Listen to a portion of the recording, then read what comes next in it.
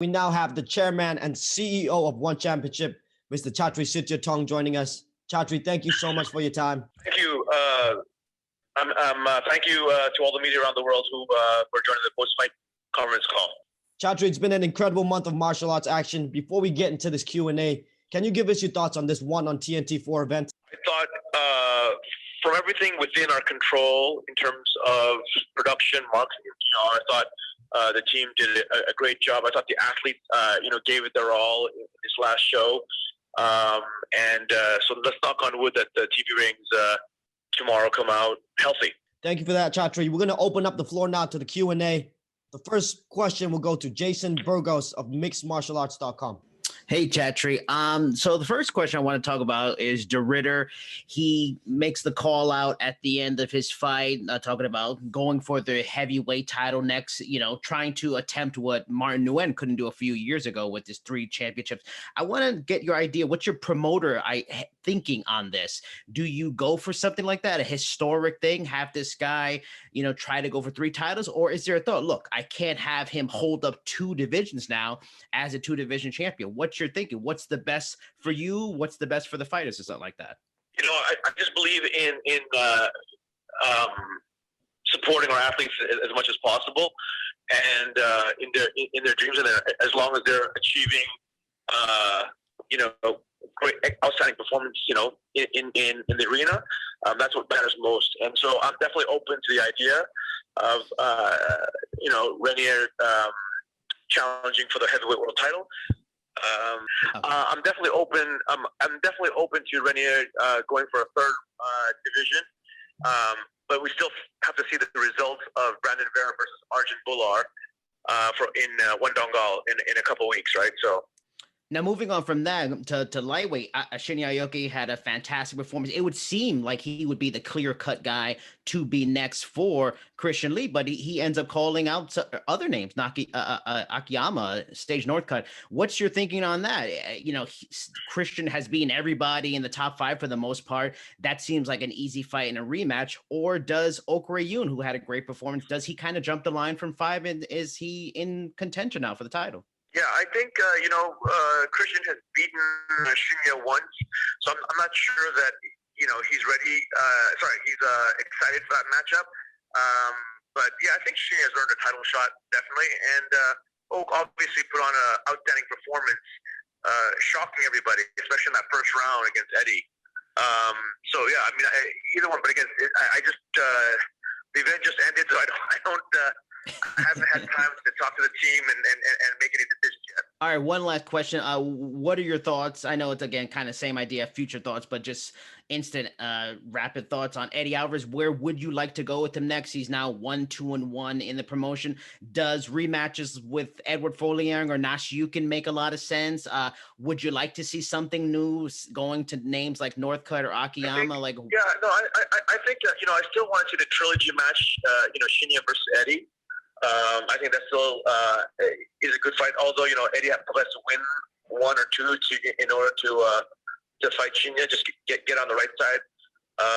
Eddie has struggled against Edward Foliang before finishing him, and so it's a tough one. I love Eddie, but tonight's performance was definitely not one for the ages. I was a little bit, disappointed. Our next question will go to Jesse Holland of MMA Mania.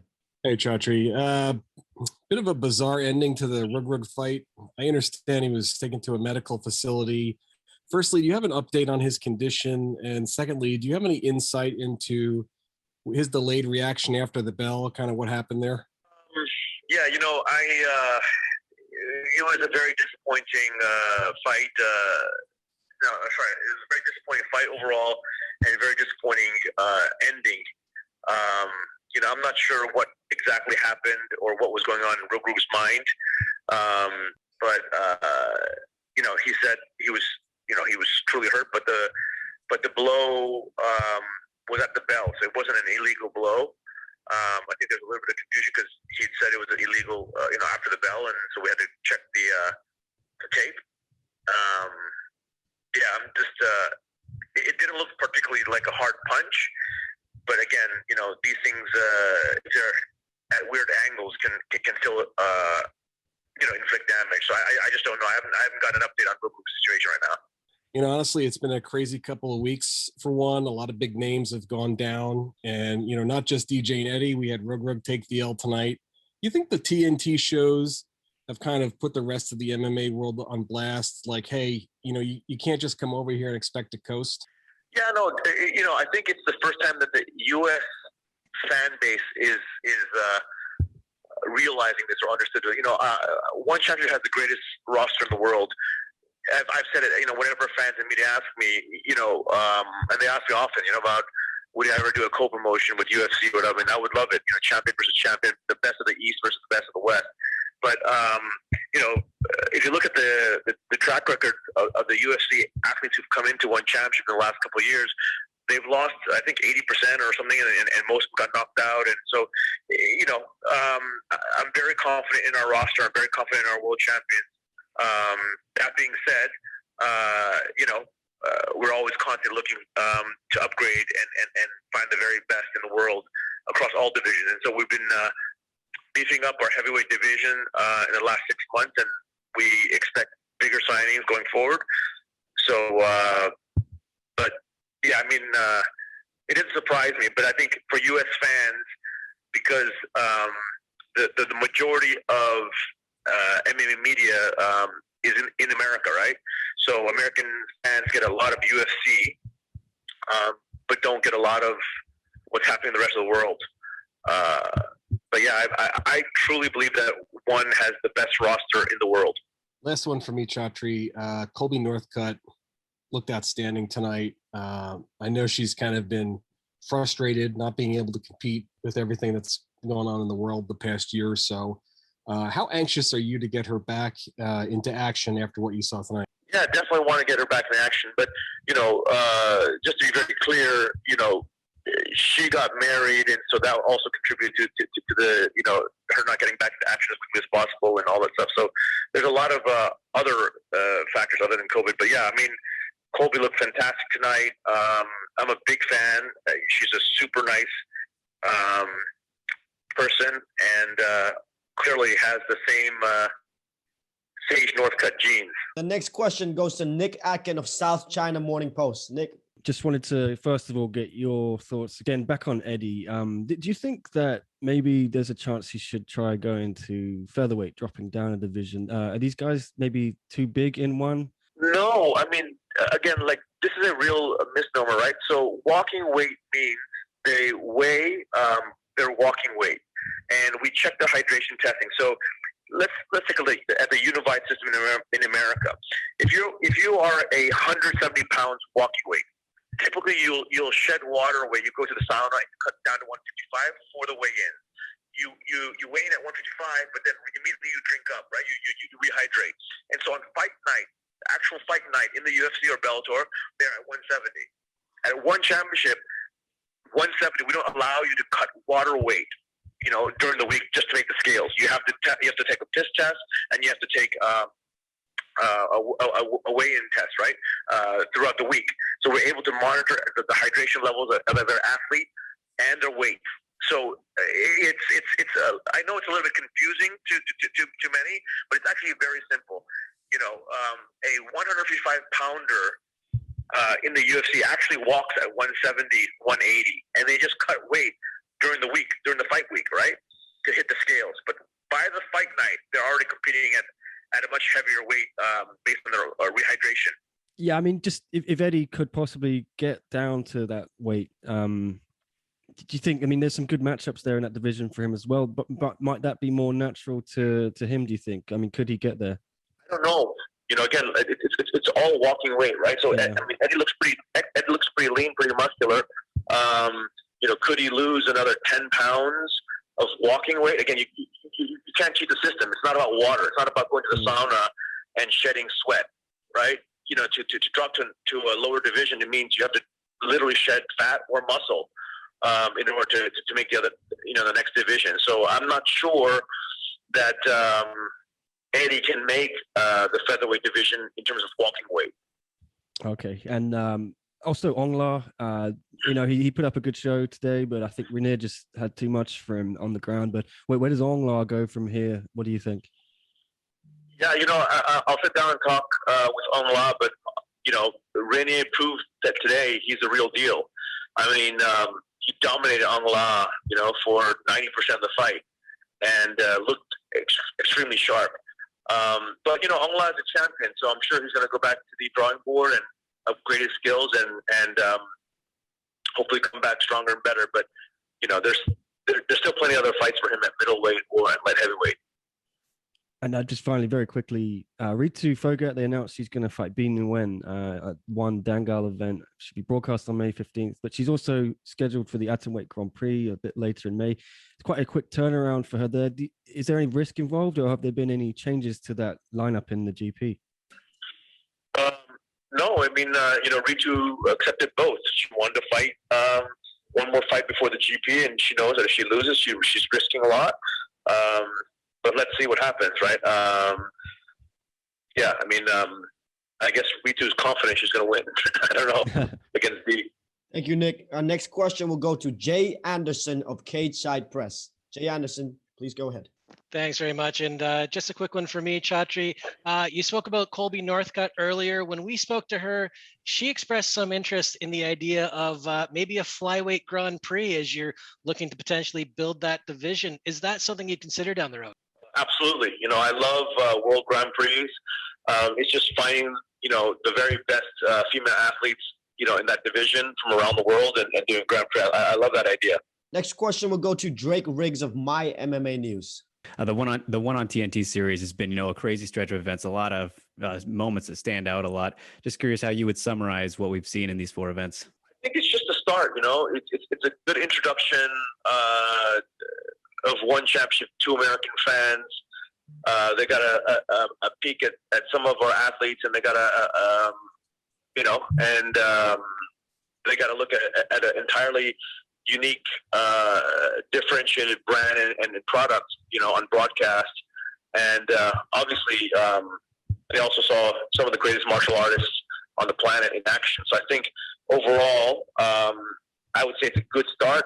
I'm not satisfied with our TV ratings by any sense of the imagination. I think it's a good start. I don't think I'm grateful that our numbers are already stronger than Bellator and PFL's, and that makes one already the number 2 player in the U.S. in terms of broadcast product. But let's see what happens with our discussions with TNT and other potential broadcast partners in the U.S. And is there a moment for you that kind of stands out above all the others? Just trying to think about which fights I like. I thought the Rayun Oak fight against Eddie was really a fun, exciting fight. And I know, Eddie was a very heavily, he was heavily favored. He was a heavy favorite to win. I think it was minus 350 or something like that. So there's just a lot of talent, in one championship. I think a lot of people are finally seeing what we've already known out here in Asia. Trying to think of some other fun fights. I thought Shinya's performance against Edward Falaing was just, again, he's been on a tear. I thought the best performance so far of the entire TNT series, I would say, would be Christian Lee versus Timofey Nastyukhin. That one was an outstanding, incredible fight.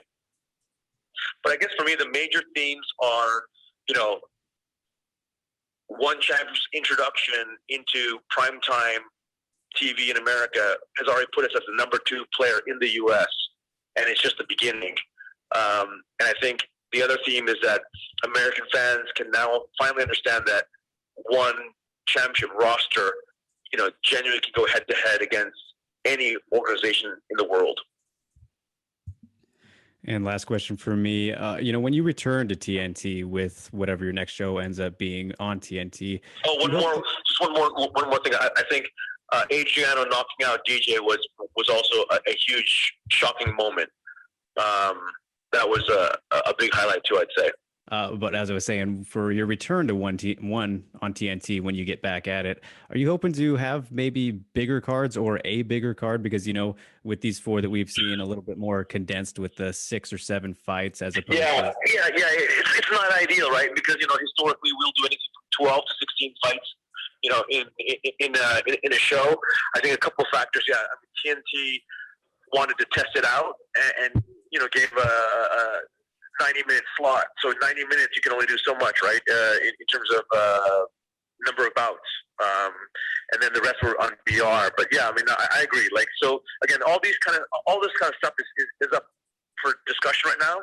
We're talking, the teams are talking, I can tell you, with Turner. And I know that Turner's very happy. I know that American fans, I have been very excited about one. I mean, if you see all the Twitter chatter, if you look at all the press coverage, if you look at just all the exciting fights. I think overall, it's a good start, is what I would say. This next one will go to Leon Jennings of Asian Persuasion MMA.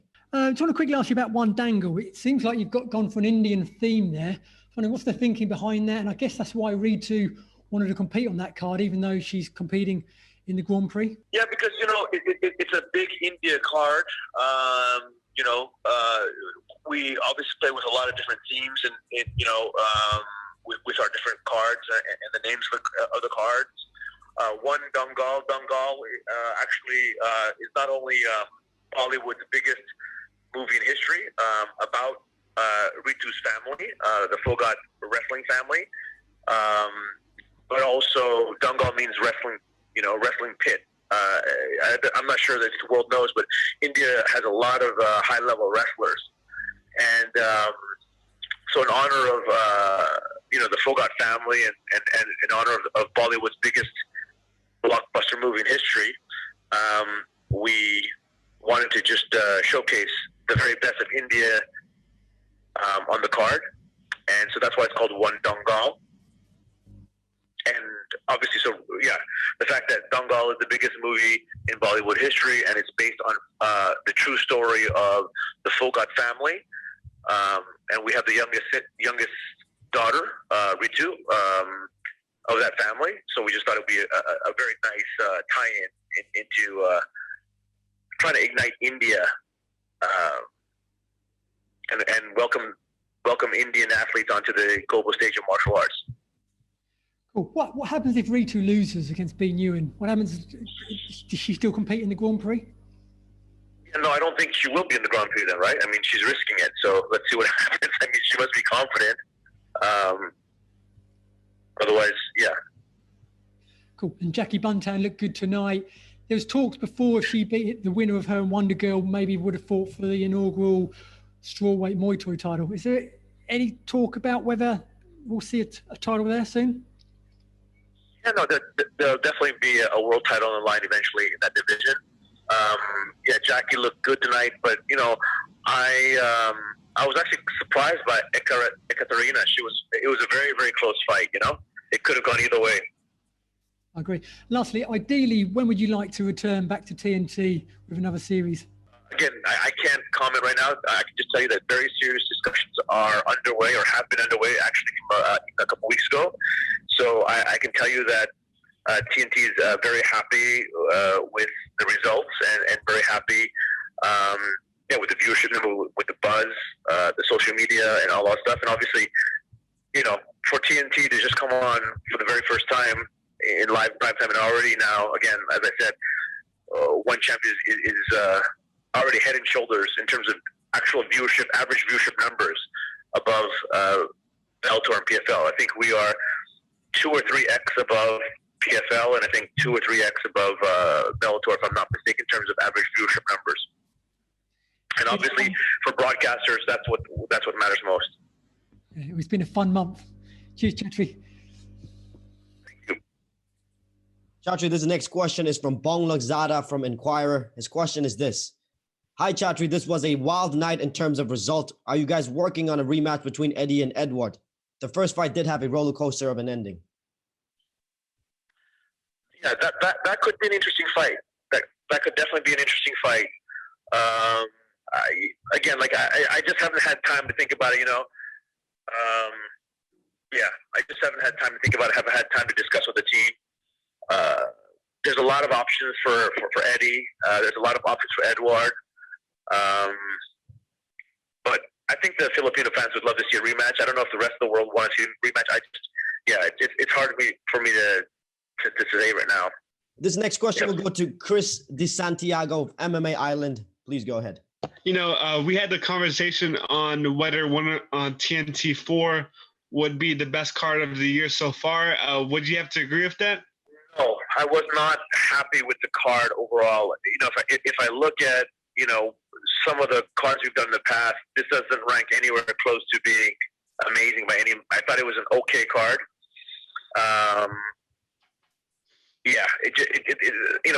The fight didn't pan out the way I thought they would in terms of excitement. So from that perspective, I'd say it was just okay. TNT4 was okay, not great, not bad, just okay. Gotcha. And a lot of newer American fans, obviously the American audience isn't as used to watching one, with a lot of people didn't know about the legal knees until the Demetrius Johnson fight. With the Eddie Alvarez fight, it was more so on the rules of scoring. We don't have the round by round scoring. So were you surprised that there was a lot of critics saying that Eddie won the fight, not knowing the round by round scoring was in play? Sorry, Eddie won the fight. You mean tonight? Oh yeah, a lot of critics were saying that Eddie won the fight. Even though Oak, won the first round pretty handily. And, No. For me, it was very clear cut. Oak definitely won the fight. Again, we don't score round by round. We score. Well, you can go to a website. You can see the scoring criteria, but basically, damage is the most important criteria, or near finish is most. And if you look at who landed the much more significant strikes, Oak by far, right? I think Eddie was 1 or 2 punches away from getting completely out in the first round. And Eddie scored 0 takedowns. He tried to take Oak down, for the whole fight. Couldn't take him down, and did have a few good, solid strikes, but he didn't rock or rattle Oak at any point in time. Oak was never close to getting finished. So that is the criteria. But even if we scored this fight from a unified system, that first round was a 10-8 round for Oak, and the second round was probably a 10-10 round, and the last round could be 10-10 or 10-9. Both second and third rounds could have been 10-10 or 10-9 if you scored it under the under the unified system, right? But it was a clear-cut victory for me for Oak. That's it from us, Chatri. Thank you so much for your time. I'm actually shocked. I asked the media right now. Do the media think that decision was controversial? Eddie's loss? It seemed pretty clear. Yeah, a lot of fans, disagreed with. But obviously, it was a lot more newer American audience fans. With me being a fan of one for a while now, I already knew that Oak won that fight clearly. But I'm not sure if the media, but a lot of the fans, a lot of the newer American fans would disagree with that. Got it. I'm surprised, yeah. Because I'm surprised because under any rule system, any voting system, and I think any ruling system, I think Eddie lost that fight. Just out of curiosity, what do the other media think? Like Jason Burgos and everybody else, just curious. Just as a temperature check on that fight, or Leon, or anybody, or Nick Atkins. Clear Eddie lost by Drake Riggs. Most of them seem to agree with you, Chatri. Got it. Yeah, that's what I thought. I mean, under any ruling system, Eddie lost the fight. Okay, thanks. One more here before we let you go. This one will be from Dylan Bowker of My MMA News. Hey there, Chatri. I was just curious because with, Reiner DeRitter calling out the winner of the heavyweight championship fight there, is there a level of desire in wanting to position him in that kind of placement to give him the three-peat, kind of rarefied air type of status? Or would there maybe be a standout contender, a middleweight or light heavyweight that would take precedence for Reiner DeRitter in the next outing? Let's see who wins the title fight first between Bullard, and I'd have to sit down, right? I mean, I haven't even talked about it. I was surprised. I had no idea that Reiner was going to call out the heavyweight champ as well. I had just no idea. But I think it's an interesting idea, and I'm open to it.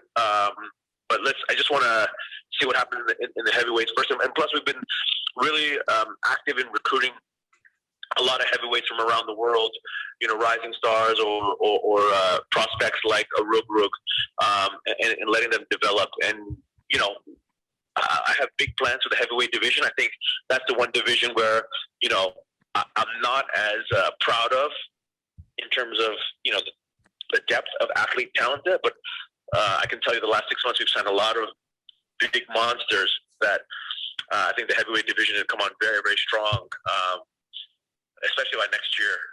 Yeah, just a bit of a follow-up to that. Someone in the talent pool that locally I'm interested in, just being a fellow Canadian, Dustin Joinson. I'm kind of curious when Dustin Joinson can be expected to get into the one circle there. I think he's a great addition to the roster there. Yeah, exactly. There's a lot of talent we haven't even announced as well at the heavyweight division that people, there's so many incredible athletes around the world who don't necessarily have huge names yet, but they're actually outstanding athletes with real world championship potential, and that's what we're looking for. We're looking for athletes, the very best martial artists on the planet with world championship potential. We want the very best.